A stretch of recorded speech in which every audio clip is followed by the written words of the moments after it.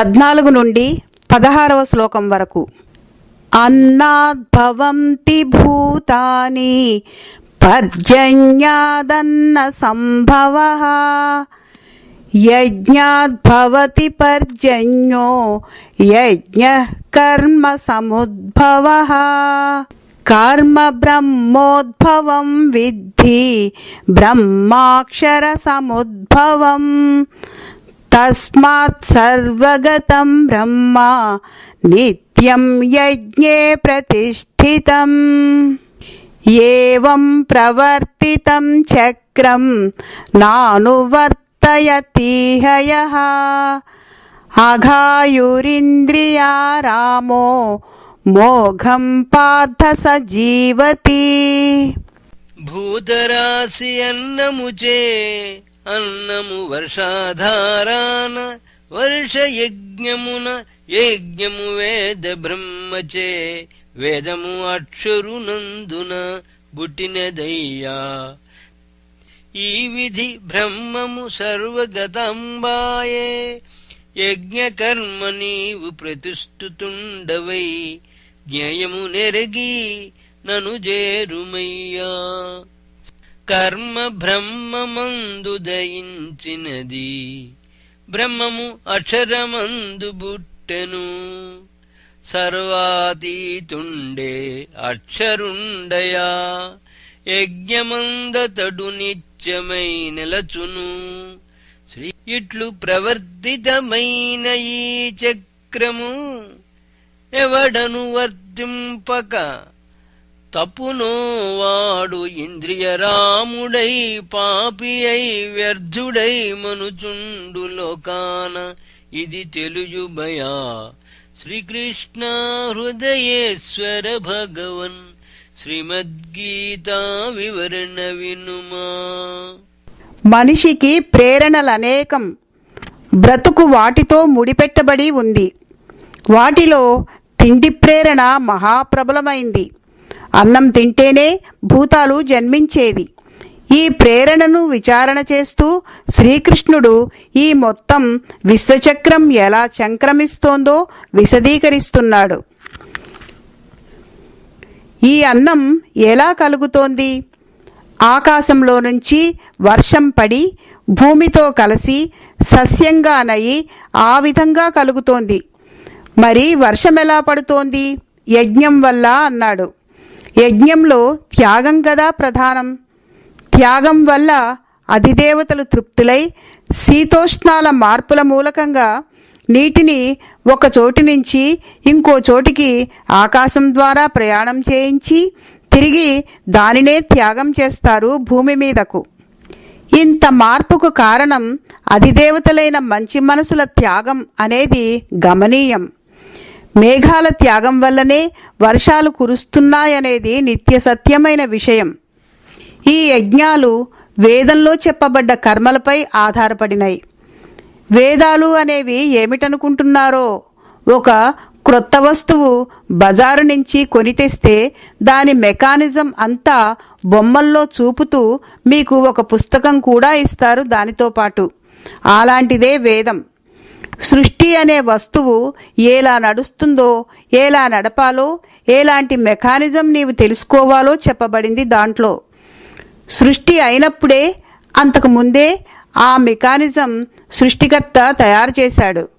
దానిని ఎరిగిన మీదట వ్యాసుడు ఇంకా బాగా దాన్ని ఎడిట్ చేసి 4 వేదాలుగా మనకిచ్చాడు. వేదాలకు మూలం సృష్టికర్తే. అందుకే ఆ జ్ఞానం అంటే వేదం అపౌరుషేయాలనడం. వేదమంత్రాలు నేను చూచి వ్రాత వ్రాసి వేదాలు వ్రాసింది నేనేననటం ఎంత పొరపాటో, వేదాలు మనుషులెవరో వ్రాసారనటం కూడా అంతే. వ్యాసుడెప్పుడు నేను వేదాలు వ్రాసాను అనలేదు. మనం అనాల్సిన పని లేదు. కాగా ధర్మమే బ్రహ్మము. సర్వత్రానున్న ఈ బ్రతుకులన్నీ బ్రహ్మము నుంచి ఉద్భవించినై అలా బ్రహ్మమయమైనై అన్నాడు శ్రీకృష్ణుడు. అంటే మనం చేసే కర్మ, కర్తవ్య కర్మ బ్రహ్మం నుంచి వచ్చిందేనని జ్ఞాపకముంచుకొనాలి. మన ఈ కర్తవ్యాలన్నీ బ్రహ్మము యొక్క అంటే సృష్టికర్త యొక్క మహాకర్తవ్యంలోని భాగాలే. ప్రపంచ సంక్రమణంలో జరగవలసిన ఎన్నో పనులు ఇలా వ్యక్తులు పంచుకొని భగవంతుడికి గాను సృష్టికర్తకు గాను సృష్టికి గాను అన్నా తప్పులేదు, తాము చెయ్యాలి. అందుకే అవి వారి కర్తవ్యాలు అనడం. సమాజం కోసం వారు చేయవలసిన ఈ కర్తవ్యాలే వారి స్వధర్మం. అందుకే తిండి తినటం అనే కర్మ కూడా యజ్ఞశిష్టామృతం చేసి తినమంటున్నారు. అంటే దేవతలకు అది నివేదించి యజ్ఞశేషం తినాలి, అదే యజ్ఞం చేయటం. రాక్షసులు అంటే చెడ్డ మనసు, వారికి నివేదించమనలేదు. చెడ్డ మనసు నుండి కాపాడి దేవతకు నివేదించాలి. త్యాగబుద్ధే యజ్ఞం. అలా బ్రతకటమే పాపం లేకుండా బ్రతకటం. అలాగాక ఈ ప్రపంచ చక్ర పరివర్తనకు వ్యతిరేకంగా అంటే చెడ్డ మనసుతో ఎవడుగాని మెలగటం తటస్థించినట్లయితే అతడు ఇంద్రియ ప్రేరణకు బానిసాయి ఆశలు అనే మృగాలకు ఎరగానయి పాపి అయి నశించిపోతాడు, సందేహం లేదు. కనుక ప్రపంచంలోని ఈ బ్రతుకంతా బ్రతకాల్సిందే. మంచిగా బ్రతకాలి, కర్మ చేస్తూ ఉండి తీరాల్సిందే, నిష్ఠతో చేయాలి. ఆ నిష్ఠ ఏమిటో ముందు ముందు ఇంకా వివరిస్తారు. ఇప్పటి ప్రసంగ విషయం సాంఖ్యులు ఎలా కర్మలు చేస్తారు అని, యోగులు ఎలా చేయాలని కదా. ఆత్మసంతుష్టుడైన సాంఖ్యుడు అందరికంటే గొప్పవాడు. అతడికి కర్తవ్యమే లేదు. ఆత్మయందే మనసు నిలిపి నిరంతరం ఆనందించటమే అతడి కర్తవ్యం. అతడికి కర్మే లేదు గనుక సక్తకర్మ అసక్తకర్మ అనేవి అతడికి చెప్పటం లేదు. అసక్తకర్మ బోధించేది ఆత్మసంతుష్టుడు కానట్టి అర్జునునకు మనకును. 17-18 శ్లోకాలు. యస్త్వాత్మరతిరేవ స్యాత్ ఆత్మతృప్తశ్చ మానవః ఆత్మన్యేవ చ సంతుష్టః తస్య కార్యం న విద్యతే నైవ తస్య కృతేనార్థో నా కృతేనేహ కశ్చన న చాస్య సర్వభూతేషు కశ్చిదర్థవ్యపాశ్రయః. ఆత్మజ్ఞానరతుండై ఎవడు ఆత్మయందునే తుషితుండగునో ఆత్మలోనే సంతృప్తి నందునో వానికి కర్తవ్యమేమియు ఉండదు. ఆత్మను గనుచుంటే వాని పని అవుట కర్మవానికి సహాయపడదయ. అతడది చేయకపోయిన కూడా దోషమునైనను పొందజాలడయా. శరీరాంతర్గతునన్వేషించి పొంది తుషితుడైయుండెడివానికి బాహిర ప్రాణుల నుండి ఏమియును కోరడు. సర్వదా ఆత్మను ధ్యానించు. శ్రీకృష్ణ హృదయేశ్వర భగవన్ శ్రీమద్గీతా వివరణ వినుమా. సాంఖ్యునకు కర్మయోగికి కూడా ఆత్మచింతనం ఉంటుంది. అందులో తాదాత్మ్యత కలిగి ఆత్మయందే తృప్తినందుకున్నవారు ఉంటారు. వారికి ఇంకో ప్రసక్తి ఉండదు. మన శరీరాలను అతడు కళ్ళతో చూచినా అతడికి ఆత్మే అవపడుతుంది. ఈ తాదాత్మ్యత కలిగిన వాడికి ఇంకా చేయవలసిన పని ఏముంటుంది? కాదు, అతడికి కర్తవ్యమేముంటుంది? అయితే తన శరీర పోషణకైనా అతడేమీ చేయనక్కర్లేదా అనొచ్చు. అది కూడా అతడు చేయడు. అయితే మరెలా? అది ఏమైనా సరే అతడికి పట్టదు. కానీ అతడి శరీరం కూడా అతడికి సహకరించి ఆత్మరతియందు తాదాత్మ్యత నుండి శీతోష్ణాలకు క్షుత్పిపాసలకు బాధపడదు, అతీతమవుతుంది. ఆత్మబలం వల్ల ప్రత్యేకంగా అతడికి కలిగిన శక్తియే ఉండవచ్చునది. మొత్తం మీద అతడి శరీరం కూడా అతడికి సహకరిస్తుంది కావచ్చు. అలాంటి ముక్తజీవికి ఇంకా లోక వ్యవహారం లేముంటవి? కర్మ చేయవలసిన అవసరం లేనివాడతడు. కర్మలను ఆత్మయందే సన్యసించినవాడు. అతడి నిష్ఠ అప్పుడేమిటంటే ఇక నే కర్మగాని కర్తవ్యంగా చేయక సమాధి స్థితి యందుండి నిరంతరం శాంతిని అనుభవిస్తూ ఉండడమే. వీరు జ్ఞానయోగులు. 19వ శ్లోకం. తస్మాదసక్త యుక్తః సతతం కార్యం కర్మ సమాచర అసక్తో హ్యాచరన్ కర్మ పరమాప్నోతి పూరుషః. నీవింకను ఆత్మను గనవలసియున్నది, కార్యకర్మను అసక్తపరుడవై సమాచరింపుము. ఆ విధి చేసిన నీవు మోక్షమును అందగలవయా. శ్రీకృష్ణ హృదయేశ్వర భగవన్ శ్రీమద్గీతా వివరణ వినుమా. కాగా నీవు ఆ జ్ఞానయోగిలాగా ఉండేవాడివి కాదని తెలుసుకొను. నీవు కర్మయోగికైన నిష్టనే చేయాలి. సామాజిక ధర్మ ప్రకారము విద్యుక్త ధర్మలు చేయాల్సిందే, తప్పదు. ఆ కర్మలు చేయడంలో అసక్తతతో చేయడమే నీకైన నిష్ఠ. నీకేది కర్తవ్య కర్మ అయి ఉంటుందో ఆ కర్మనే చేయాలి. అన్ని కర్మలను నెత్తిన వేసుకొని చేయమనటం లేదు. ఇది ఎంతో ముఖ్యమైన విషయం. ఏది కర్తవ్య కర్మ అనవచ్చును. నీవు ఏ పరిస్థితులలో ఉంటావో ఆ స్థితిలో చేయవలసిన కర్మ కర్తవ్య కర్మ. భోజనం చేయటం కూడా ఆ సమయం వచ్చినప్పుడు కర్తవ్య కర్మ అనవచ్చు. లడ్డూలు ఎక్కి తొక్కి తినడం కర్తవ్యం కాదు. ఇది తెలియడానికి ఒక సూత్రం జ్ఞాపకం ఉంచుకొనటం మేలు. ఇంద్రియాలచే ఆశించబడి కేవలం వాటిని తృప్తిపరచడానికి అంటే స్వార్థానికి చేసే పనులు సంకల్పాత్మకమైన పనులు అంటారు. ఇవి కర్తవ్య కర్మలు కావు, స్వధర్మాలు అనబడవు. సమాజానికి గాను తాను చేయవలసిన కర్మ అయినప్పుడే అది స్వధర్మం అంటాం. ఏ కొద్ది కర్మలో మాత్రం శరీరానికి సంబంధించినవి కర్తవ్య కర్మలు అనవచ్చుగాక. మిగతావన్నీ సమాజం కోసం చేయాల్సినట్టివే. జపతపాలు, పూజలు, యజ్ఞాలు అన్నీ కూడా. 20వ శ్లోకం. కర్మణైవ హి సంసిద్ధిం ఆస్థితా జనకాదయః లోకసంగ్రహమేవాపి సంపశ్యన్ కర్తుమర్హసి. జనకాదులు సత్కర్మమందెప్పుడు నిల్చి సిద్ధి ముక్తులనందిరయా. ఈ లోక సంగ్రహమీసు సంగ్రహమే సర్వత్ర గలవాని నారాధింపుము. శ్రీకృష్ణ హృదయేశ్వర భగవన్ శ్రీమద్గీతా వివరణ వినుమా.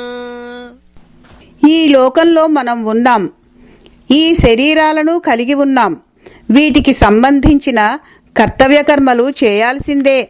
పరిపూర్ణ యోగి అని ప్రసిద్ధి పొందిన జనక మహారాజు కూడా సర్వకర్మలను లోకం కోసం చేస్తూ ఉండేవాడు. అంటే స్వధర్మమైన పనులనే చేస్తూ ఉండేవాడు.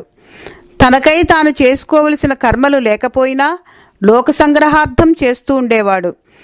అలానే ఆయన చిత్తశుద్ధిని పొందినాడు, జ్ఞాని అయినాడు, కర్మను వదిలివేయలేదు. 21 నుండి 24వ శ్లోకం వరకు. యద్యదాచరతి శ్రేష్ఠః తత్తదేవేతరో జనః సయత్ప్రమాణం కురుతే లోకస్తదనువర్తతే. నమే పార్థాస్తి కర్తవ్యం త్రిషు లోకేషు కించన నానవాప్తమవాప్తవ్యం వర్తయేవ చ కర్మణి. యది హ్యహం న వర్తేయం జాతు కర్మణ్యతంద్రితః మమ వర్త్మానువర్తంతే మనుష్యాః పార్థ సర్వశః.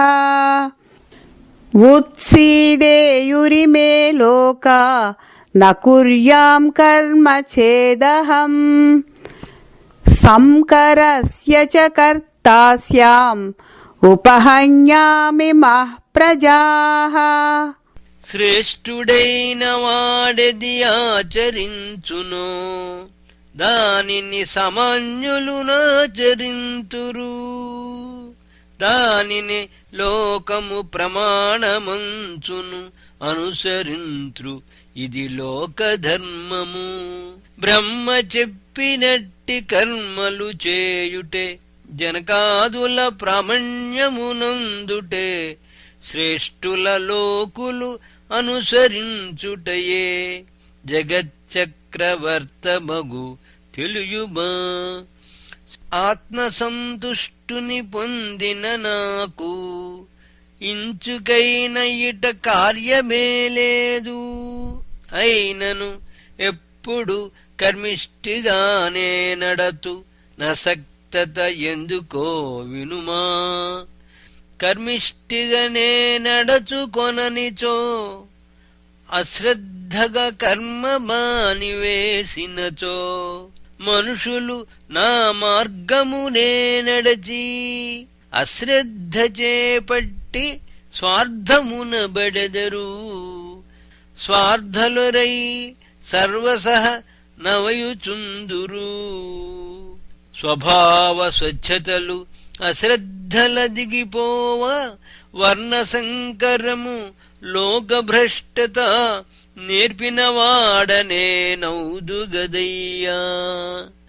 శ్రీకృష్ణ హృదయేశ్వర భగవన్ శ్రీమద్గీతా వివరణ వినుమా. ప్రసిద్ధి నొందిన వారెలా నడుచుకుంటారో అది చూచి సామాన్యుడు కూడా అలానే నడుచుకోవటం పరిపాటి. అందరి మాట అటుంచు, నేను ఉన్నాను మానవుడని అర్థం. దేహమే కాదన్న మాట, పురుషోత్తముడన్నా సరే.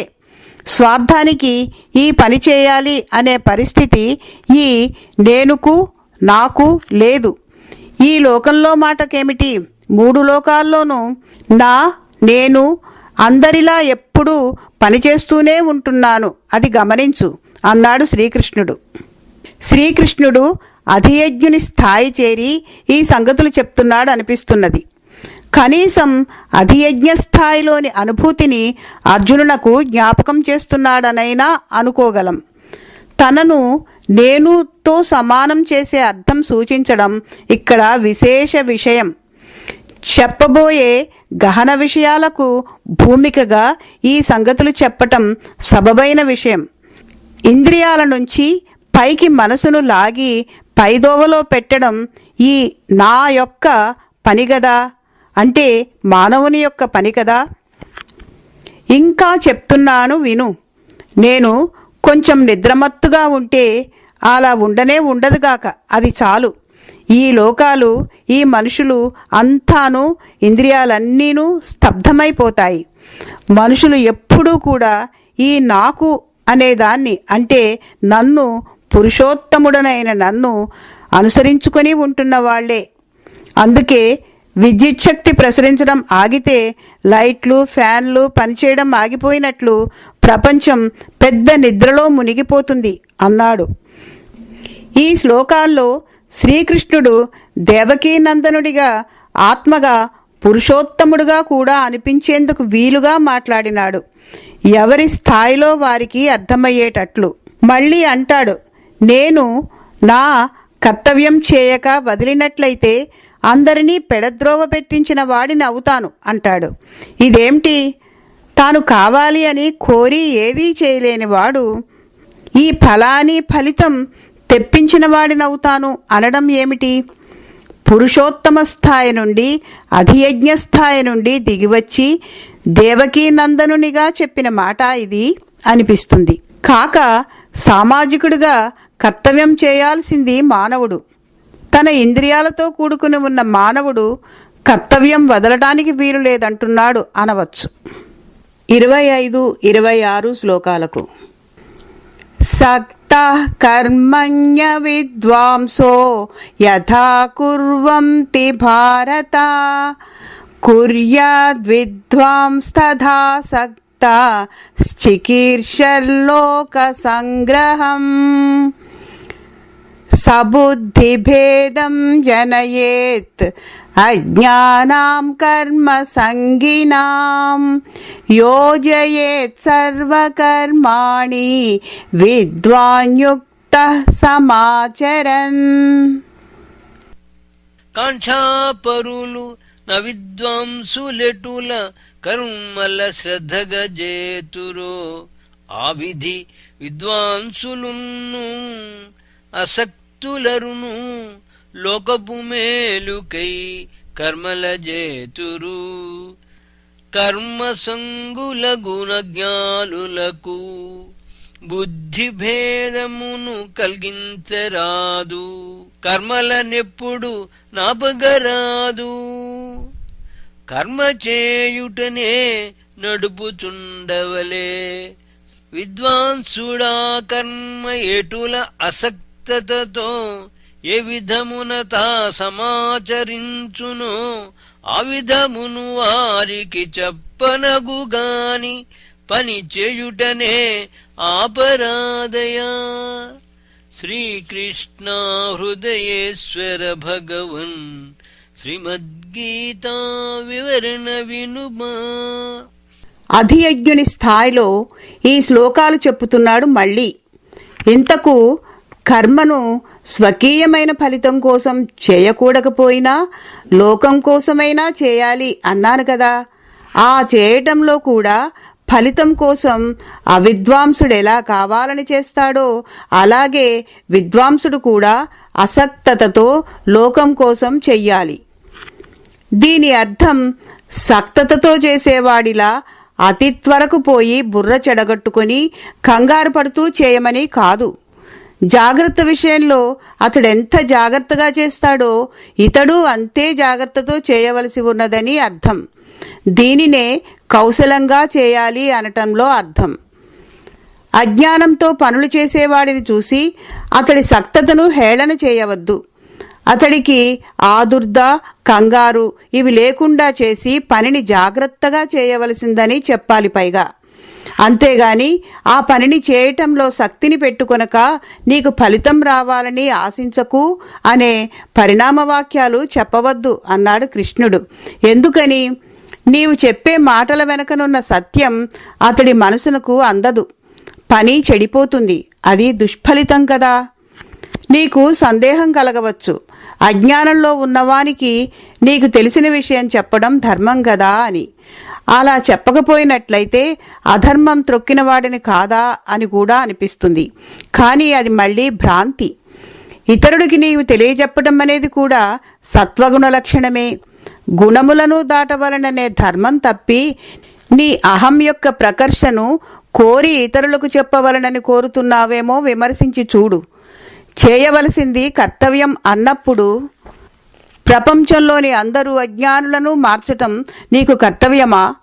అధియజ్ఞ కర్మగా చేపట్టిన స్థితిలో మఠాధిపతులు, క్రైస్తు, మహమ్మదు, బుద్ధుడు వంటి వారి స్థితిలో అది కర్తవ్యం కావచ్చు. సరదాకు చేసే పని కర్తవ్యం కాజాలదు. నిన్నడిగితే ఎవరైనా ధర్మమేమిటని తెలుసుకొనడానికి గాను అడిగిన వాడే అయ్యుంటే అతడికి చెప్పాల్సిందే. అది కర్తవ్యమే, మిగతాది మాత్రం కాదు.